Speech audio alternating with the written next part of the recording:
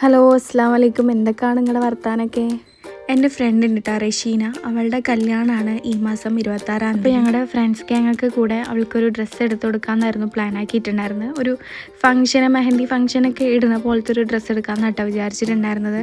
അങ്ങനെ ഞങ്ങൾ ഷോപ്പിൽ അസ്മി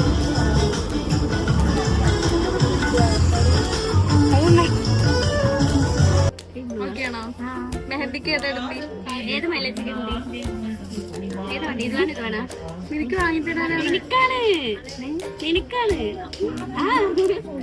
എനിക്ക് ഡ്രസ്സ് എടുക്കാനാണെന്ന് പറഞ്ഞിട്ടാണ് ഞങ്ങൾ 3 പേരും കൂടെ വന്നിട്ടുണ്ടായിരുന്നു കേട്ടോ, അവളെ വിശ്വസിപ്പിച്ചിട്ട്.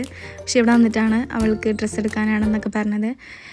ഈ ഫോട്ടോയിൽ കാണുന്നതിന് അല്ല, വീഡിയോയിൽ കാണുന്നതിനേക്കാളും നല്ല രസമുണ്ട് കേട്ടോ നേരിട്ട് കാണാൻ.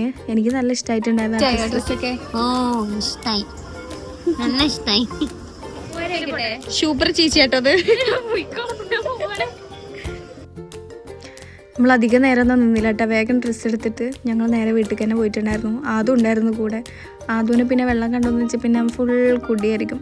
പിന്നെ ഞങ്ങൾ ഗ്യാങ്ങിലുള്ള വേറെ ഫ്രണ്ട്സിനൊന്നും വരാൻ പറ്റിയിട്ടുണ്ടായിരുന്നില്ല കേട്ടോ. ഞങ്ങൾ 3 പേരുടെ വീട് അടുത്തായതുകൊണ്ട് ഞങ്ങൾ 3 പേരായിരുന്നു വന്നിട്ടുണ്ടായിരുന്നത്. അങ്ങനെ റഷീനാക്ക് ഡ്രസ്സൊക്കെ കൊടുത്ത് നേരെ പോയിട്ടുണ്ടായിരുന്നത് ചായയോ ജ്യൂസ് എന്തെങ്കിലും കുടിക്കാമെന്ന് പറഞ്ഞിട്ടായിരുന്നു കേട്ടോ. ഒരുപാട് നേരമായതുകൊണ്ട് നല്ല ദാഹവും വിശപ്പൊക്കെ ഉണ്ടായിരുന്നു. അപ്പോൾ പിന്നെ ഞാൻ ഗ്രേപ്പ കുടിച്ച്, അവർ ചായ കുടിച്ച്, ഞാൻ ചായ കുടിക്കാറില്ലല്ലോ. പിന്നെ അങ്ങനെ ബസ് കയറി നേരെ വീട്ടിലേക്ക് പോയിട്ടുണ്ടായിരുന്നു. ഞാൻ നേരെ കാടൂർക്കാട്ട് പോയിട്ടുണ്ടായിരുന്നു. അപ്പോൾ അവിടെ പിള്ളേരൊക്കെ ഉണ്ടായിരുന്നു. ഞങ്ങൾ ഐസ്ക്രീം വാങ്ങിയിട്ട് പോയിട്ടുണ്ടായിരുന്നു. അതും അവർക്കൊക്കെ ഐസ്ക്രീം കൊടുക്കണ സീനായിട്ടത്.